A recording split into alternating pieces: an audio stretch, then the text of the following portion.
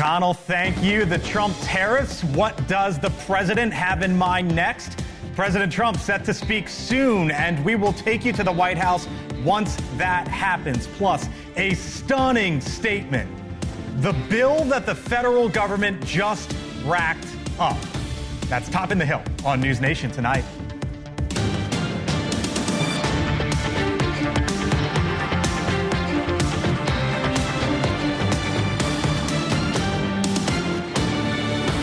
Sounds like what we need in a director of national intelligence. And I look forward to confirming Ms. Gabbard this week. We'll see if that happens. Live look right now, the floor of the United States Senate. Tulsi Gabbard at this moment facing a key test vote to potentially become the director of national intelligence. Senators voting one by one at this moment. When that full vote wraps up, we'll let you know. Potentially her full Senate vote, along with Robert F. Kennedy Jr.'s, expected this week.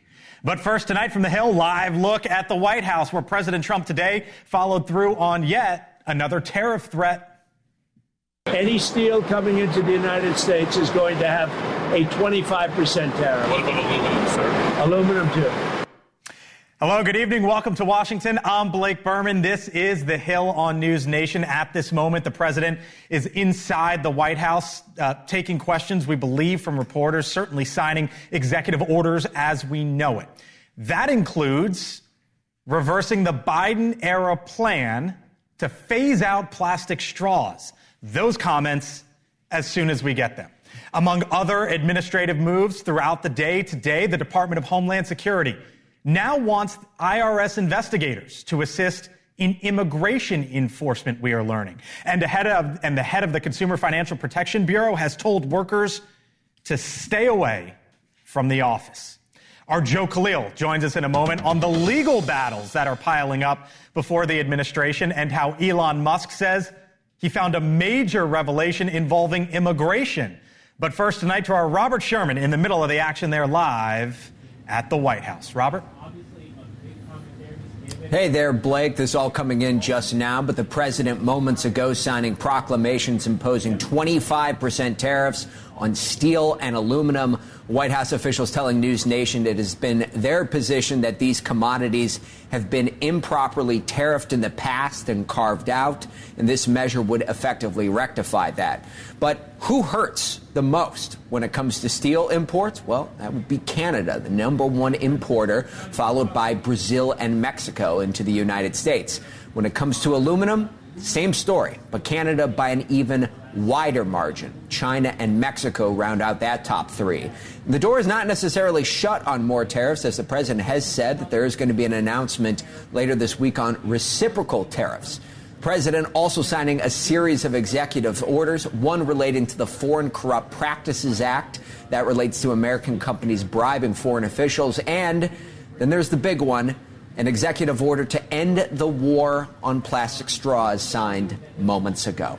Blake? Our Robert Sherman live tonight at the White House. Robert, thank you. So the Trump administration's fight against the courts also continues. A federal judge in Massachusetts says he will keep the pause on President Trump's federal buyout offer. So far, more than 65,000 federal workers have accepted the offer to take 8 months' pay and benefits instead of returning to work in person. And in Rhode Island, a federal judge directing the Trump administration today to comply with an order to unfreeze all federal grants. The decision comes after attorneys generals from nearly 24 Democratic states filed a lawsuit. But the efforts from the administration and those with DOGE to curb government waste and spending, well, that's moving right along. Elon Musk, for example, today posting that his team found FEMA funds went to house illegal immigrants in New York. Our Joe Khalil live tonight up on Capitol Hill with what's going on. Joe? So, Blake, right now, the Trump administration is facing upwards of 45 different legal cases. pushing back mostly from states. This one you mentioned from the judge in Rhode Island ordering the Trump administration to unfreeze all of that federal funding may be the most consequential one so far. So that those dollars likely are now going to continue to flow to the states. At least we believe. Whether the Trump administration follows that court order, that remains to be seen. Bigger picture, Blake, we're going to very likely see the Democratic members of Congress and states' attorneys general do what they can, try to find their spots legally and in the courts to push back on some of these executive orders. On the Elon Musk news, his putting out that there were $59 million in FEMA funds that went to migrants. The former FEMA director still says that that is misleading because they say that that money was actually appropriated to reimburse for housing for shelters that had to take in migrants. I think most people, especially Trump supporters, if you talk to people and you talk to members of Congress here, say it doesn't make a difference what pot of funding it comes from. $60 million for migrants is $60 million for migrants. And they look at FEMA and say the entire thing top down is going to need to be restructured. DHS new Kristi Noem says she is going to be doing that, restructuring. And you can bet that here in Congress, President Trump's Republican allies will continue to support those kinds of efforts, too. Our Joe Kay, live tonight up in the Capitol hallways. Joe, thank you. By the way, the government continued to pile up unpaid bills. The nonpartisan Congressional Budget Office announcing today that in the past 4 months, the U.S. racked up another $838 billion in debt, $127 billion just last month alone. Joining me now, Sean Spicer, NewsNation contributor, former Trump White House press secretary, host of the Sean Spicer podcast. Sean, thanks for being with us tonight. Always great to hear from you, see you.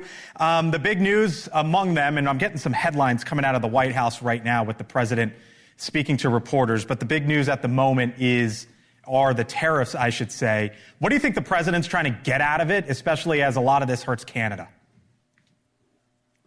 Well, first, I just got to say it's fun doing this where you literally go the headline now, because we know the headline in like 20 minutes is going to be different. Well, I'll give you the headline in a second, but start there. Well, I just think that, look, when it comes to tariff and immigration, those are the two issues. If you go back and look at Donald Trump back into the 80s, 90s, you're going to find a huge amount of consistency. Steel tariffs are something that he has been talking about forever. This was a big deal in Trump 1. He really wanted to get those, get U.S. steel to be used to make our pipelines, all sorts of stuff. So it's something to him that's Americana. The idea of the steel industry, and as a builder, it's a critical, key, essential element of the heart of America. So I think that this is an issue that he wants to make sure that we're benefiting U.S. manufacturers of steel, especially something like Bethlehem Steel, which there's been a lot of discussion about the ownership of it recently, right, especially when the Prime Minister of Japan was here. So this is one area where sometimes people say, I wonder how serious he is. When it comes to tariffs and steel or immigration, I think that there's no question that the president's going to be pretty hardcore on those issues. The president said there would be all hell to pay, or all hell would break loose if the hostages weren't back before Inauguration Day. There is, from inside the Oval Office, this comes from the Associated Press, Trump says ceasefire deal should be canceled if Hamas doesn't release all hostages by Saturday, but it's up to Israel. That's what some of what we are learning the president is saying inside the Oval Office. If so, does that cross some kind of a red line, Sean? Well, the end of that statement is what kind of gets me, Blake. I mean, it's up to Israel. So I think he's going to probably give Prime Minister Netanyahu, who was just in D.C. meeting with him for several days, the green light to say, do what you need to do to get these folks out. But I don't think that's, look, there's clearly some discussions going on while he was here with Prime Minister Netanyahu. He's made it clear prior to the inauguration, as you recall, that if they weren't released by then. So I think we're probably testing his will right now. I think Saturday's going to be a critical deadline. And if I were Hamas, you might want to figure out how to make this thing end real quick. Sean, all the headlines they're just nonstop, right? The president in the courts, DOJ, tariffs. Plastic straws is a part of the Oval Office, pennies. right? pennies, right? The Trump team got some good news. And then he fired everyone on the service academy. We could keep going, right? The Trump team got some good news over the weekend. CBS poll. Is the president tough, energetic, focused, effective? All of that, anywhere between 58 to 69%. But here's what caught my attention, Sean. Is he doing enough to lower prices? 2/3 of the country says not enough. And I just wonder if that's something that you think that the Trump team needs to keep their eye on. Absolutely. Look, I have Jim McLaughlin, the president's pollster, on my podcast tonight. He says the same thing. The president understands this. I mean, he's been talking about it. One, look, it's not like he's not been doing anything. This isn't a redux of Biden here. This president, I mean, you just named it, right? But a lot of what he's doing, and he's been very clear, it may take a little while. It may be, there may be a little bit of pain involved because of the tariffs. But his eye is focused on this. There's nobody better that has a feel for the American people than Donald Trump. He understands that people are paying more for this stuff, but there's no magic wand that you can wave in 2 seconds and make it go away. Right. But he's trying to bring back jobs, bring back manufacturing. The DOGE stuff, the bottom line is spending, government spending in particular, has a direct correlation to inflation. Okay. He's trying to cut out the waste there. I mean, this is an all-out assault. Yeah. Sean, I got to leave it there because you know better than anyone. I'm under 2 minutes right now to the president, I'm told. Have a great night. You used to do this back in your day. Sean Spicer, NewsNation contributor. Thank you, sir. Appreciate it. You bet, Blake. With me, Leland Vittert, host of On Balance. New time slot tonight here on NewsNation, 9 Eastern. I didn't want to jump in there and cut Sean off or shortchange you at all, but we're under shortly here. The president's just talked, so now we can rip up the whole rundown for 9 p.m. and start all over. That would be a big headline, though, and I just got to it with Sean about the fate of the ceasefire deal. Yeah, so if all Israeli hostages not released from Gaza by noon on Saturday, then all hell is going to break loose. This is what Donald Trump has been setting everybody up for, which is to take the handcuffs off the Israelis and let them do in Gaza what they want to do. And when the international community cries about it, he is going to go, wait a second. I offered a proposal. I offered to remake Gaza. And you know what? None of the Arab countries wanted any of the Palestinians. None of them helped deal with Hamas. Now the Israelis are going to do what they need to. You're 9 o'clock tonight. Brand new slot 9 here. 9 p.m. Yeah, I'm trying to get some coffee down. We got Bill O'Reilly on with us, which is going to be fascinating in this, and especially fascinating tonight, Mike Huckabee, the designee for the Israeli ambassadorship. And he'll have some news there. I think there'll be some insight, some definite insight there. Give us a live shot real quick of the White House, if we can, because part of the story today, obviously, with the host of executive orders that the president continues to sign, though, Leland, really, it involves this proclamation involving tariffs. Widespread tariffs on steel and aluminum. Here is the President of the United States.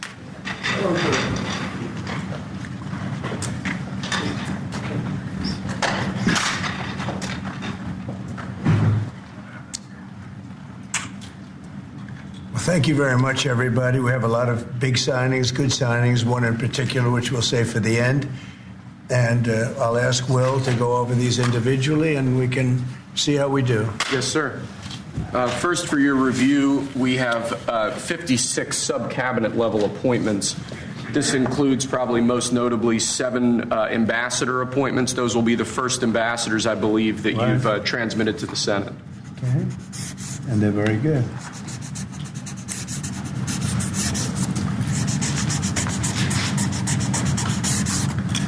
Okay. Thank you, sir.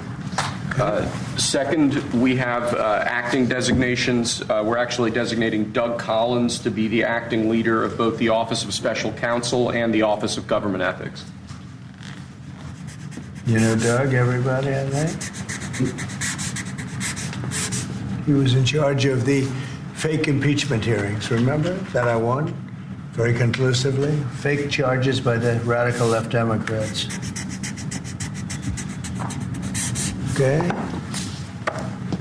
Next, sir, the Federal Executive Institute is a program that was set up during the Johnson administration to train senior-level government bureaucrats.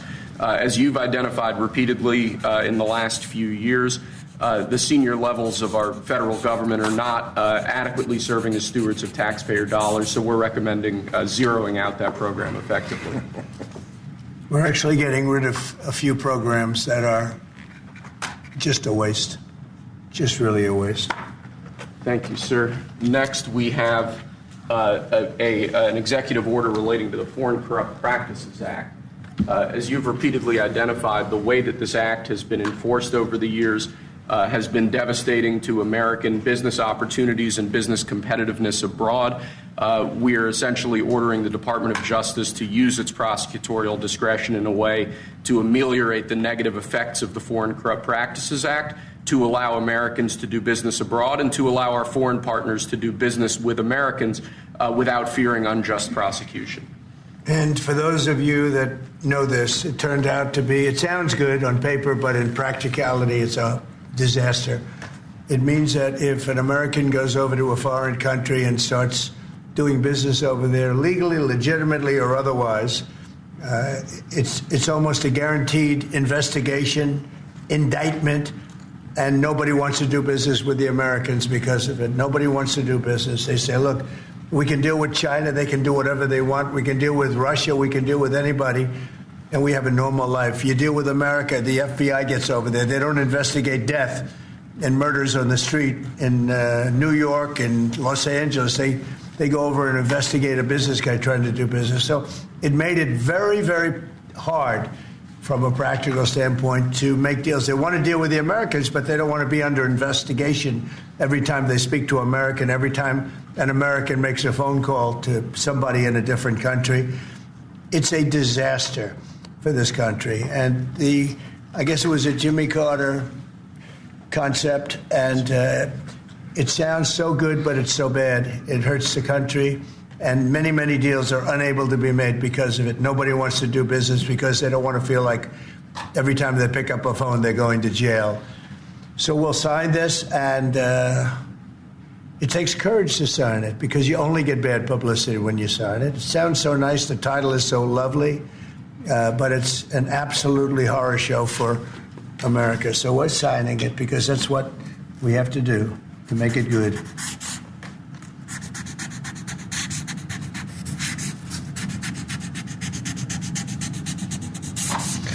Okay, thank you. It's an important one.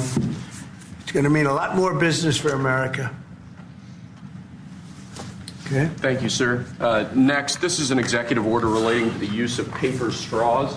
As you've consistently identified, nobody really likes paper straws. Number one trending. Can you believe it? A paper straw was number one trending for 3 days or something. The environmental impact of plastic straws versus paper straws is entirely unclear. This has cost both the government and private industry an absolute ton of money and left consumers all over the country wildly dissatisfied with their straws. So we're asking aspects of the federal government, federal departments and agencies to look at their existing procurement processes, and we're asking your Domestic Policy Council to look holistically at this issue to address it, and it really is something that affects ordinary Americans in their everyday lives. We're going back to plastic straws. These things don't work. I've had them many times, and on occasion they break, they explode. If something's hot, they don't last very long, like a matter of minutes, sometimes a matter of seconds. It's a ridiculous situation. So we're going back to plastic straws. I think it's okay.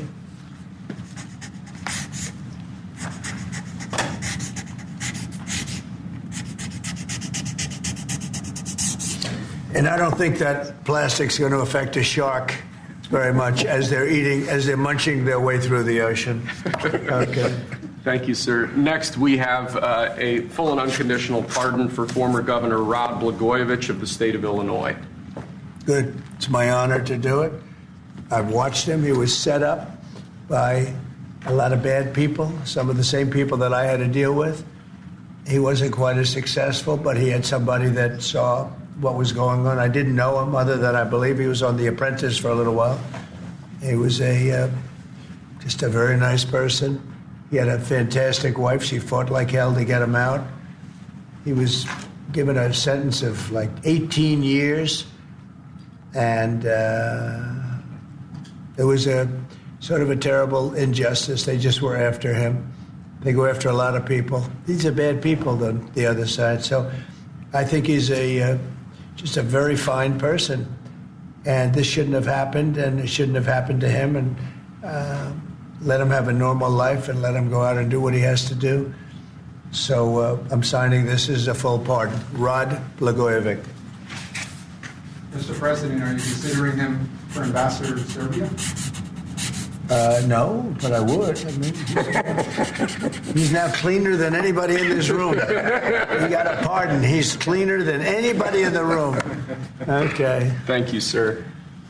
Next, in 2018, you imposed ad valorem duties, tariffs on imports of steel at a 25% rate.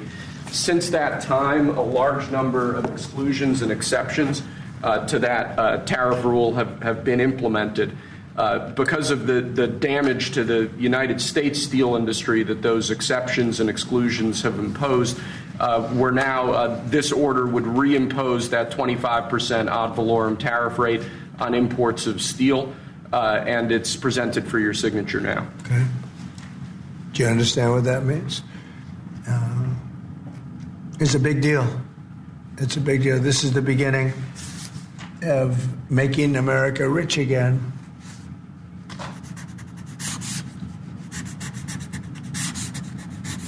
Mr. Secretary, do you have anything to say? Because, as you know, Howard is Secretary of Commerce, doing a fantastic job. And what do you have to say about it? So when you imposed the tariffs the first time, right, you added 120,000 jobs. And since that time, it's been picked away and nicked away and excluded away, and we've lost 107,000 jobs. And remember, these aren't just general jobs. These are steel workers in America, and now you're going to bring them back. You're going to bring those 120,000 jobs back to America. You are the president who's standing up for the American steel worker, and I am just tremendously impressed and delighted to stand next to you. So let me just make a statement, and essentially this is another way of saying we're doing a 25% tariff on steel and aluminum. So the failed American trade policies have led our once incredible United States steel and aluminum industries, once incredible, not now, but they're not bad. I saved them because of my first term, totally saved them. If I didn't do what I did, I put massive tariffs, not the highest level, but pretty massive tariffs. We took in a lot of money and we took in a lot of jobs, but we were being pummeled by both friend and foe alike. Our nation requires steel and aluminum to be made in America, not in foreign lands. We need to create, in order to protect our country's future, a resurgence of U.S. manufacturing and production, the likes of which has not been seen for many decades. It's time for our great industries to come back to America. I want them back to America. This is the first of many, and you know what I mean by that. We're going to be doing others on other subjects, topics. Protecting our steel and aluminum industries is a must, and today I'm simplifying our tariffs on steel and aluminum so that everyone can understand exactly what it means. It's 25% without exceptions or exemptions. And that's all countries, no matter where it comes from, all countries. If made in the United States, however, United States of America, there is no tariff, it's zero. So if it's made in the United States, there is no tariff. All you have to do is make it in the United States. We don't need it from another country. As an example, Canada, if we make it in the United States, we don't need it to be made in Canada. We'll have the jobs. That's why Canada should be our 51st state. We'll bring back industries, and we'll bring back our jobs, and we'll make America industry great again. So essentially, we're putting on a 25% tariff without exception on all aluminum and all steel. And it's going to mean a lot of businesses are going to be opening in the United States. Now, we're going to be meeting over the next 4-week period, maybe on a weekly basis, and maybe we'll do a couple of them at different times and maybe together. But we'll be talking about other subjects like cars. We'll be talking about drugs and pharmaceuticals. We'll be discussing chips. And we're going to be doing some other things in addition to that, all which will bring in a lot of jobs into our country. Cars is going to be a very big one and a very important one. And America is going to be stronger than it ever was before. Okay? So are you finished with everything, I think? We have aluminum still to sign. Okay, here, let's sir. go. So with respect to aluminum, similarly to steel, since 2018, a large number of exceptions and exemptions have been added into the law. This eliminates all of those and also increases the ad valorem tariff rate from 10 to 25%. Mostly the last part is the most important, right? Would you say? Totally. So basically, this is aluminum, the same thing, no exceptions, no nothing. And it's going to bring our aluminum business back and may go higher. I mean, frankly, it may go higher. And we're going to also be talking about we're going to be talking about things over the next 3 weeks that I think will be amazing for our country, amazing for our jobs, and will bring us to a new level of prosperity. And I think, frankly, our allies and our enemies all over the world expected this. They really expected it for years. They really expected it sometime during the Biden administration, but they didn't do anything. As you know, I put tariffs on China. We took in hundreds of billions of dollars with those tariffs, and Biden wasn't able to get them out. He tried to, but it was too much money. He couldn't do it. And we're going to be doing a very concise and, very, it's going to be good. And I don't think if done properly, and we're going to try and do that, we don't want it to hurt other countries, but they've been taking advantage of us for years and years and years, and they've charged us tariffs. Most of them have charged us, almost every one, I would say, almost without exception. Definitely. They've charged us, and we haven't charged them. And it's time to be reciprocal. So you'll be hearing that word a lot, reciprocal. If they charge us, we charge them. If they're at 25, we're at 25. If they're at 10, we're at 10. And if they're much higher than 25, that's what we are too. So that's having to do with everything. That's not just steel and aluminum. But we'll be discussing that over the next couple of weeks. But we will be looking at chips, and we will be looking at cars, and we're going to be looking at pharmaceuticals, and there'll be a couple of other things also in addition. Mr. President, Yes. Mr. President, U.S. steel workers have said that they support this move. What would you say to American consumers who are worried that prices... That they do support this move? U.S. steelmakers. I love the steel makers. That's good. Well, what do you say of course to American because they want to save their businesses. U.S. Steel will now be a very valuable company. Anybody that makes steel is going to be great. Anybody that works in big steel is going to be very happy. What do you say to consumers who are worried about prices, sir? Oh, I don't think you're going to. No, you're going to ultimately have a price reduction because they're going to make their steel here. There's not going to be any tariff. These foreign companies will move to the United States, will make their steel and aluminum in the United States. Ultimately, it'll be cheaper. But we'll also have jobs, many, many more jobs. Sir, what are you looking at in terms of tariffs on cars and chips? Well, we're looking at numbers, and we'll be coming up with a number, but we make some of the finest cars in the world, and some companies prohibit us from selling those cars in their countries. But they sell us cars, they send cars to us, and we don't do that. We charge nothing or 2.5%, and they'll be charging 100%. They'll be charging much more than that if you look at some of them. So I think those days are over. But we'll be announcing on other things, such as cars. We got some other things we'll be doing. But the biggest thing is reciprocal. We want tariffs to be fair. If they charge us, we charge them. Tomorrow, the reciprocal tariffs? We'll be doing reciprocal over the next, I would say, 2 days, don't you think? 2 days, yeah, maybe. Mr. President, the Australian Prime Minister has said that you are considering an exemption from Australia on steel. Is that correct? And why? I just spoke to him, very fine man, and he has a surplus. I mean, we have a surplus with Australia, one of the few. And the reason is they buy a lot of airplanes. They are rather far away, and they need lots of airplanes. And we actually have a surplus. It's one of the only countries which we do. And I told him that that's something that we will give great consideration to. And would you consider one for the UK as well? Well, we have a huge deficit with the UK. Big difference. You don't have a deficit with Argentina. Is that country also going to be... We have a little deficit with Argentina. We almost with every country, but Australia, because of the airplanes, they buy a lot of airplanes.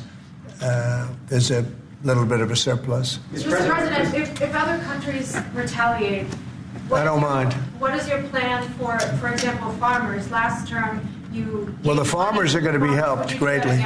Yeah, the farmers are going to be helped greatly because they're not going to be dumping everything into our country. This will be a great bill for farmers. And in terms of retaliation, if they retaliate, it's, as I said, it's reciprocal. So if they raise it a little bit, then we raise it automatically. So I don't think it helps for them to retaliate. But also remember this, they can't really retaliate because we're the piggy bank. We're the piggy bank. But if we don't do this, we won't be the piggy bank for long. We won't be much of a country. Mr. President, did you see that report, sir, that Hamas was going to stop releasing Israeli hostages, and what was your reaction? I think it's terrible. Look, I looked at the hostages that came in, and they're emaciated. It looked like something out of the 1930s. It's an absolute disgrace. And I think they saw the way the world viewed it, and they're looking for a reason not to send more because they're all. You take a look at that. It looks like it was a concentration camp, which essentially it was. It looks like they came out of the Holocaust.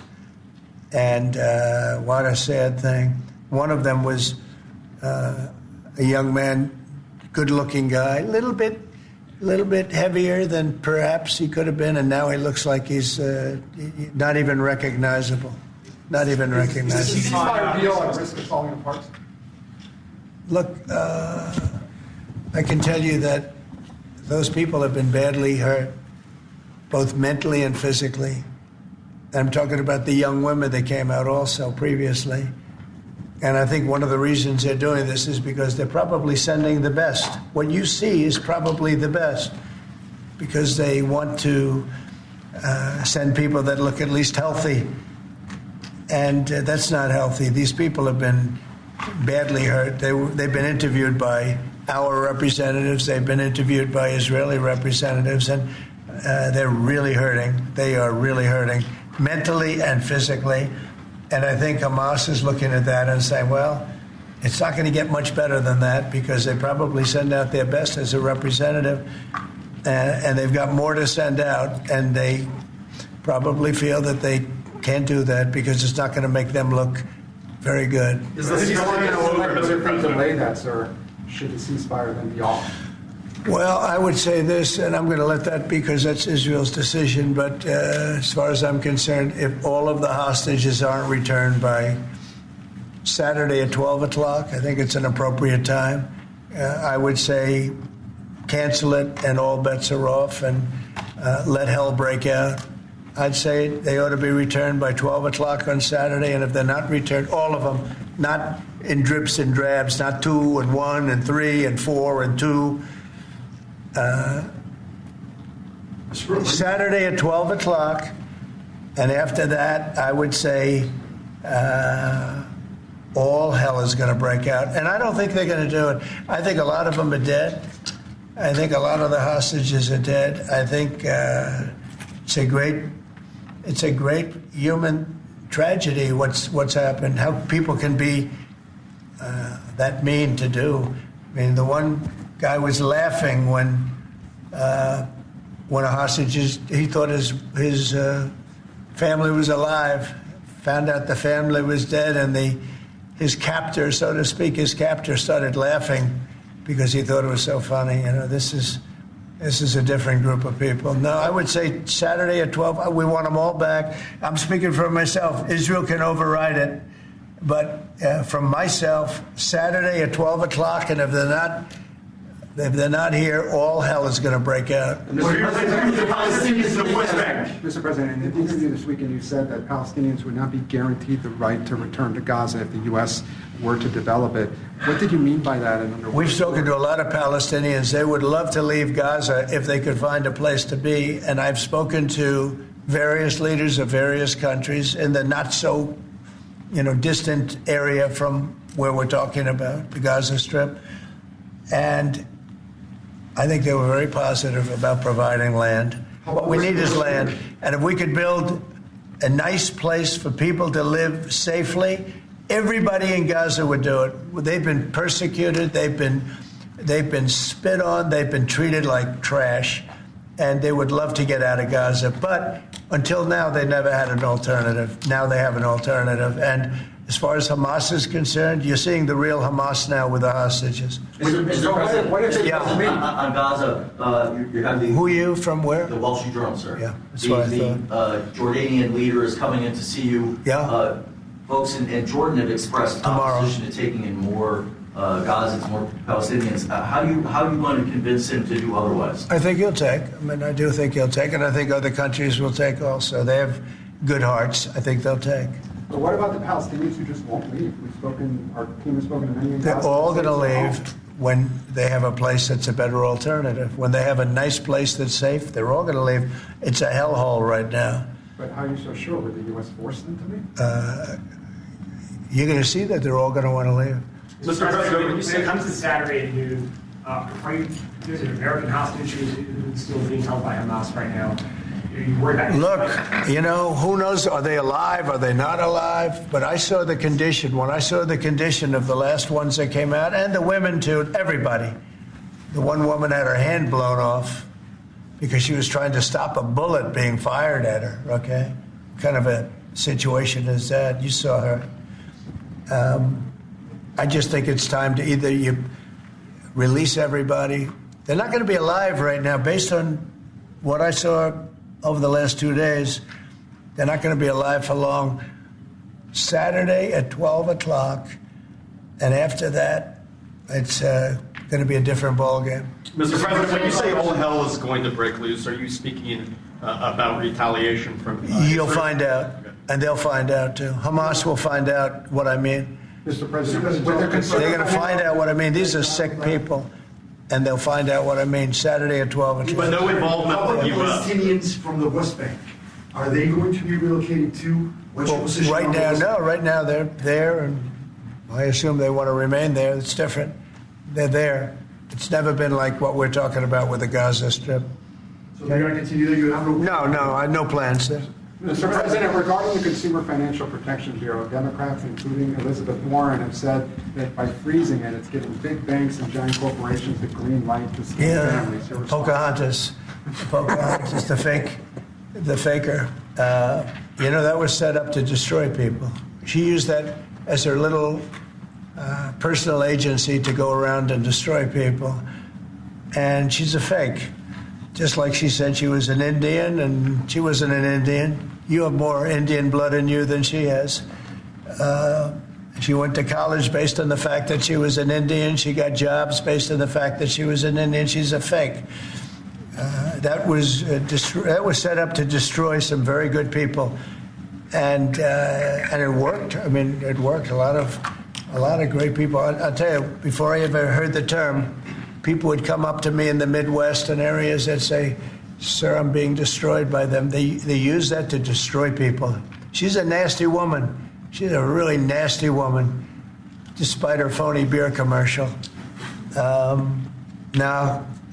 We did the right thing. That was a very important thing to get rid of. And it was also a waste. I mean, number one, it was a bad group of people running it, but it was also a waste. If you looked at when she really ran it, wow, that was a vicious group of people. They really destroyed a lot of people. And you can confirm it's your goal is to have it totally eliminated, the I would agency? say, yeah, because we're trying to get rid of waste, fraud, and abuse.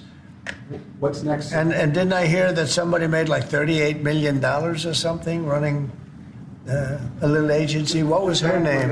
What was her name? And what did she do? And what was that all about? All the money that she made? Does anybody know? Okay. Yeah, Brian, go ahead. Good to see you. The latest CBS poll has your approval ratings at an all-time high, despite all these controversial subjects and executive orders that you're doing. I want to get your thoughts on that, how you've really connected to mainstream America. Yeah, I have high approval ratings because I'm using common sense, whether it's getting men out of women's sports.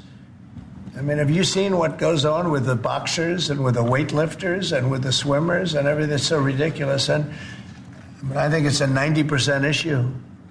And, the amazing thing, the Democrats are still fighting for it. It's crazy. It's crazy. I think we should go to Congress also, have that cemented and, make it indelible.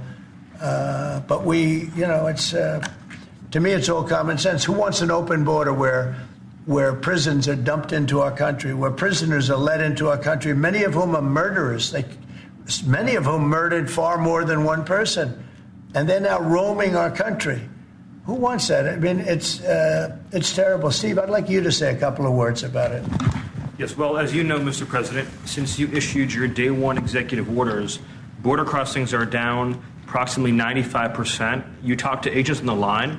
In their entire careers, they've never seen crossing days as low as what they're experiencing right now. The cartels, in fact, are enormously frustrated because they've never seen a clampdown like this before in American history. There are people who were working at Border Patrol back when it was at INS in the 80s and 90s. They've never seen a day like this. That's because you've mobilized the 10th Mounted Division, the Marines, the entire U.S. military. They're erecting physical miles of barrier, temporary and ultimately permanent, every single day. You have all of your border agents pushed to the front line. They're not doing the humanitarian processing, quote unquote, that Biden was doing. They're doing law enforcement and national security. They're interdicting weapons and drugs. They're interdicting violent, high-threat criminals. And the U.S. military is repatriating illegal immigrants at a pace and a skill that has never occurred before in American history. And those who are committing human trafficking and child trafficking are being prosecuted for felony offenses, and they'll be doing hard time in jail. There's never been a lockdown like what you have implemented through your orders and vision since you took the oath of office. What's your thoughts on DOGE? Wednesday at 10 a.m. They're having the first subcommittee focus on the fraud in Medicare. Yeah, before I discuss that, I just want to add to what Steve said. And we want people to come into our country, but we want them to come in legally. They have to go through a process. And we have to know that they haven't killed 9 people, or they haven't killed, like in one case, five people. And they're out on the loose, and we're all looking for that particular individual. This was all led in by Biden and the group of stupid people, bad people and stupid people. Some are bad, some are stupid, some are both. But I'll tell you what they've done to this country. But we're cleaning it up. And hard to believe I can say it. It'll be better than ever before. But we have a lot of bad people we have to get at. We're searching out for a lot of them. I think Tom Homan and Christie are doing an unbelievable job. Christie Noem. They're doing an unbelievable job. They're taking out massive numbers of people. And you notice every country is accepting those people back. Remember, everyone said, oh, they'll never accept them. They're all taking them back. They have to. They're all taking them back. Every single country is taking them back. I don't know if they want them or not. I don't imagine they do, but they're taking them back. Are you going to talk to Zelensky this week? President, back on Gaza, you talked with Fox News about the billions of dollars we pay for Jordan and Egypt every year. Would you withhold aid to these countries if they don't agree to take in the Palestinians? Yeah, maybe. Sure. Why not? You mean if they don't agree? If they don't agree, I would conceivably withhold aid, yeah. Are you going to talk to Prime Minister Netanyahu about the Saturday deadline? Sure. I mean, it's just my deadline, but they may change it. But I think it's. I've seen too many people come out. They look like Holocaust victims from many years ago. I've never seen anything like it. I didn't think this could happen in this world today. You know, we think we have a civilized world. It's not civil. These are bad people we're dealing with. So that would be my suggestion. And he can open it up or not open it up, but that would be my. Do you have anything to say about that? Your commerce, but you have a lot to say from the standpoint of your faith and your religion. Go ahead. So it's amazing that 4 years of nothing, and then you come in and you immediately start to move the needle. You have hostages coming out. You send Steve Witkoff, who's done an amazing job for you. You're changing the Middle East. You're supporting your ally, Israel. And I, for one, can't be more impressed with the outcomes that you have driven. And choosing this Saturday to save people's lives or just be done with it seems like just the right choice. But I think it's time to come up with a date. What are we going to do? Keep every week 2 people, 3 people? No, I don't think you can do that anymore. These are very seriously endangered people. These are endangered people. I don't think they're going to last very long. Mr. President, you know, the people that came out yesterday, they wouldn't last very long. Were you ruling out any U.S. involvement in whatever happens after this deadline? We'll see what happens. We'll just see what happens. Will you talk with Zelensky this week, sir? Yeah, probably. By telephone? What's your message? He wants to make a deal. Let's see. We'll see. We're dealing with him, and I think they both want to make a deal, but we'll have to see. It's got to be done. What is Zelensky going to Would have never happened if I were president. This would never have happened. Millions of people are dead. What will Zelensky have to give up, if anything? We'll talk about that later. Because your reaction to a judge today continuing a pause on the buyout program for federal workers? Well, I don't know how you can lose a case like that. We're talking about people, everybody. I got elected on making government better, more efficient, and smaller. And that's what we're doing. And I think it was a very generous buyout, actually. Also, if people don't show up to work, we have a right to fire them. And they have an option. They can show up to work or not. If they don't want to show up to work, then let them work. Because then the next step is, have you worked before? Have you worked during this time that you're supposed to be working? You'll find many of those people, in my opinion, have had other jobs, even though they're collecting money from the federal government. Many have had, in my opinion, other jobs. If they did, that's a big problem. If the buyouts are blocked in court, will you instead pursue layoffs in federal departments? I don't know how they can do. This is free will. This is a buyout where people, they were offered a good deal. Many people have taken that, as you know. But, many of those people, and we talk about reporting to work, right? I happen to be a believer that you have to go to work. I don't think you can work from a home. I don't know. It's like there's a whole big, you can work from home. Nobody's going to work from home. They're going to be going out. They're going to play tennis. They're going to play golf. They're going to do a lot of things. They're not working. It's a rare person that's going to work. You might work 10% of the time, maybe 20%. I don't think you're going to work a lot more than that. And I think they have an obligation to work. And they have an obligation not to have a second job when they're supposed to be working for the federal government. You're going to find that a lot of these people had second jobs. Instead of working they'll be collecting a federal government check, and they'll be working 2 jobs. And that's big trouble for them. You've said a lot about South Africa in the last 2 weeks. Yeah. It's hosting the G20 summit this year. Are you planning to attend this, or are you skipping it and telling your cabinet to not? Well, we'll see what happens. But the South African situation is very, very dangerous and very bad for a lot of people. There's tremendously bad things going on, including the confiscation of property, and worse, much worse than that. You know what I'm talking about. And we're not making any payment until we find out what's going on in South Africa. Yes, what's next for General Kellogg going to Ukraine this week, sir, or soon? Yeah, he is. Keith Kellogg. General Kellogg is an excellent guy, and he's spending time doing various things. We have numerous people working on numerous different problems. When I left office, wasn't long ago, a little more than 4 years ago, we had no wars, we didn't have problems. Now we got the whole world is blowing up, but we'll put out the fires. You've been talking to Vladimir Putin.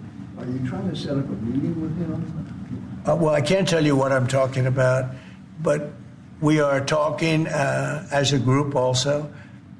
I think he'd like to make a deal, but it takes 2 to tango.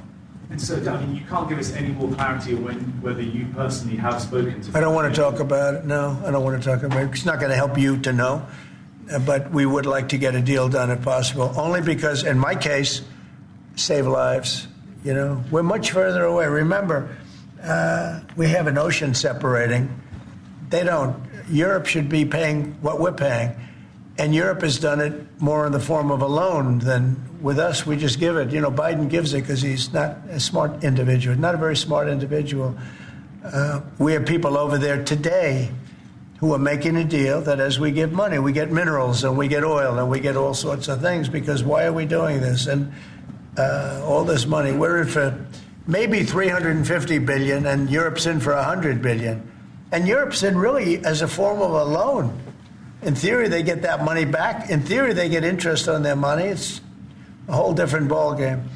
And Biden is the one that started doing this. Every time Zelensky came here, he walked away with $60 to $100 billion. I think he's one of the greatest salesmen who have ever lived, by the way. Can you discuss your intentions with the Kennedy Center, which you're now board chair of? So we took over the Kennedy Center. We didn't like what they were showing and various other things. And I had a lot of the board members already, as you know, and we have some that will be replaced. But we have, I guess, a whole new group of people going in. I have Rick Grinnell, who's got some experience in that world. He's very good. going to be handling it on a temporary basis. I think he'll do a great job, but we're going to get some great professionals. I'm going to be chairman of it, and we're going to make sure that it's good and it's not going to be woke. There's no more woke in this country. This woke has cost us a fortune and cost us our reputation, but the reputation's coming back very, very rapidly. Thank you very much, everybody. Thank you. The penny is gone. The penny is gone. Is the nickel next? What about the dime? What about anything? Good luck. The penny is gone. The penny cost this government a lot of anything. Thank you, guys. Thank you very much. Thank you. The commander-in-chief with a threat to Hamas. Release the rest of the hostages by noon on Saturday or else, quote unquote, let all hell break out. The president saying he's speaking for himself. Israel can override that pronouncement, but he also said if there are consequences to be paid, then, quote, Hamas will find out what I mean. Hello, good evening. Welcome to Washington. I'm Blake Berman. This is The Hill on NewsNation. The president also levying new tariffs this evening, 25% for all steel and aluminum imports, while also warning that much broader tariffs are coming. He says reciprocal tariffs as soon as later this week. And as the president was speaking, by the way, a key hurdle cleared for his Director of National Intelligence nominee, Tulsi Gabbard, likely to get a full Senate vote, potentially here, as soon as tomorrow night. But tonight, major headlines as we were just listening there for the last 35 minutes or so out of the Oval Office. With me here for the rest of the hour here on the Hill, Adam Hodge, former Assistant U.S. Trade Representative for Public Affairs, Julia Manchester, national political reporter for The Hill, Chris Steyerwalt, host of The Hill Sunday, senior fellow at the American Enterprise Institute, and Lauren Tomlinson is a former senior advisor to Republicans on the House Intelligence Committee. Hello to you all. Nice to have someone who knows trade and a little bit of intel along with Julia and Chris tonight. We don't know anything. No, you guys don't. We know a lot. That was before Inauguration Day. The red line was get the hostages out or else all hell will break loose. Then, Chris, there was the ceasefire deal, and now it appears as if the red line seems to be shifting a little bit to get them all out by this weekend or else. Well, you heard there at the end, the reporter asked him, well, you got rid of the penny, what about the nickel? And Donald Trump said, what about anything, right? What about anything? And you get the improvisational note of the second Trump presidency, more improvisational than the first one. Is it a red line? Is it not a red line? I don't know. He doesn't know. Maybe it'll stand. Maybe it won't. On the upside, it says to Hamas, maybe this is a red line and maybe you ought to act like it. But he also says to Israel, well, maybe it's not a big deal. If it doesn't work for you, we don't know. So it's the chaos and the churn that brings advantage and disadvantage. So if you're just joining us here on NewsNation and here on The Hill, here's what the president said about the Middle East just a moment ago.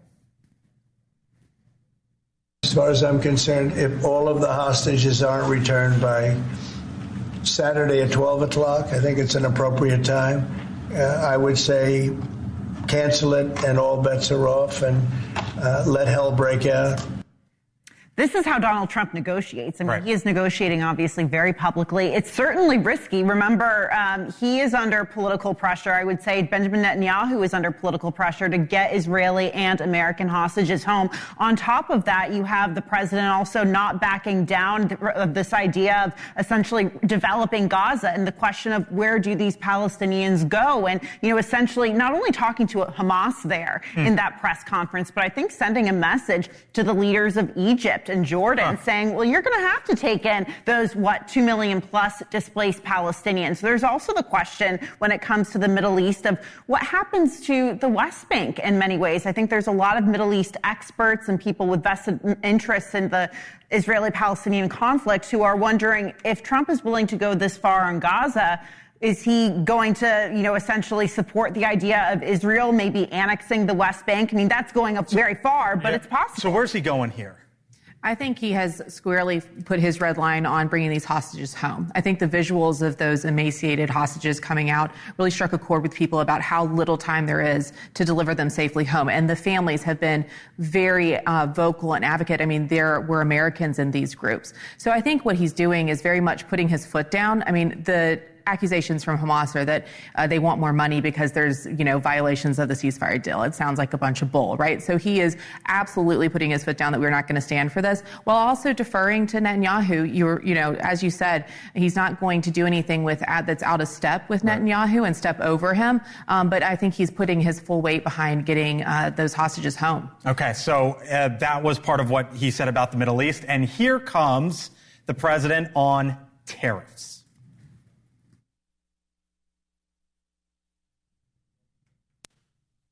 And in terms of retaliation, if they retaliate, it's, as I said, it's reciprocal. So if they raise it a little bit, then we raise it automatically. So I don't think it helps for them to retaliate. But also remember this, they can't really retaliate because we're the piggy bank. He says if they retaliate, I don't mind. This is your space. What's he sending? What message is he sending there? Well, look, the American Farm Bureau came out this week and said the people who are going to bear the burden of Trump's tariffs are American farmers, right? So the people who are going to bear the burden are people who voted for him, who he has always claimed where he was their biggest supporter. At the top of the hour, you said the CBS poll, 68% of Americans want him to be spending more time and a bigger focus on lowering costs. Nothing he announced tonight is going to lower costs for Americans. I mean, price of cars are going up. Price of beer cans are going up. Price of American goods going shipped overseas. We lose market share. Farmers lose their livelihood. It's a huge wrecking ball in the economy. I wonder if so in the last quote-unquote trade war, it was geared, when the president was running for re-election, it was geared toward his base, a lot of his supporters, right? But there were two headlines out today, the Wall Street Journal, which came out and said that in China they could be targeting tech companies. And there was a paper in Brazil that came out today and said, if there are tariffs and Brazil needs to reciprocate, they're going for taxes on tech companies. And I just wonder, with that image there of Inauguration Day and Elon and Zuckerberg and Bezos and all of them, if the focus will actually shift away from farmers. The president mentioned farmers. Is the focus going to shift elsewhere? No, it could. I mean, look, as one of the retaliations for Trump's tariffs in the first administration were digital service taxes. I know it sounds really wonky, but it's taxes on any digital good or service that we have with other countries. Canada could very well easily, in retaliation, raise the taxes on digital services, right? And that goes across the board. So this is not just a small little wrinkle. I mean, the retaliation is real. That's why people say you don't win trade wars.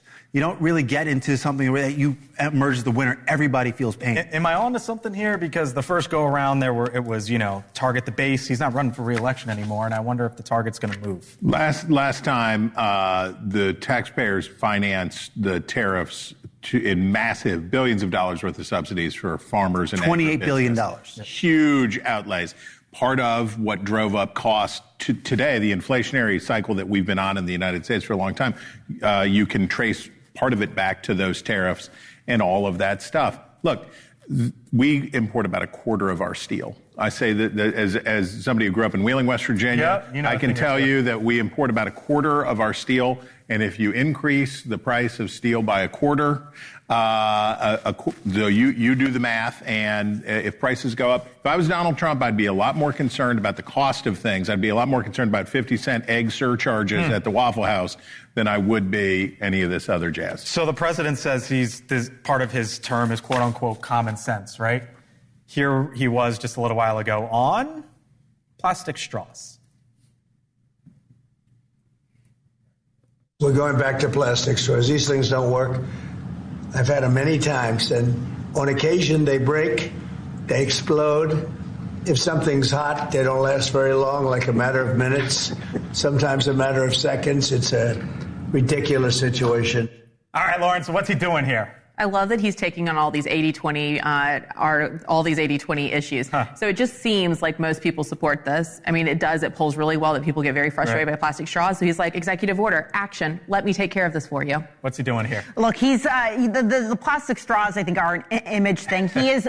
This is about taking on, I think, a lot of the, what Democrats would say are progress or action that was taken on the environment. I think, critics of that would use the plastic straw as that example. He said he'd be focused on lowering prices. None of that is for lowering prices. That's going to be part of the message from Democrats. It should be. But your party's not. But your party's not doing that right now. They should tune on to the NewsNation. By the way, and they should read my column in the Hill tomorrow because it's on plastic straws. There we go. What do you know about that? What do you know about that? We just synergized. Chris Steyerwald ahead of the trend. Thank you all. Appreciate it. We watched the president, listened to him here for about 35 minutes or so. Big news there, from the Middle East to tariffs to plastic straws and even Rod Blagojevich, a full and unconditional pardon. A little with a lot there from the president. All right, that does it for us here on the Hill. We thank you for watching. We'll be back tomorrow, 6 o'clock Eastern. Elizabeth Vargas reports in her new time slot. Starts right now.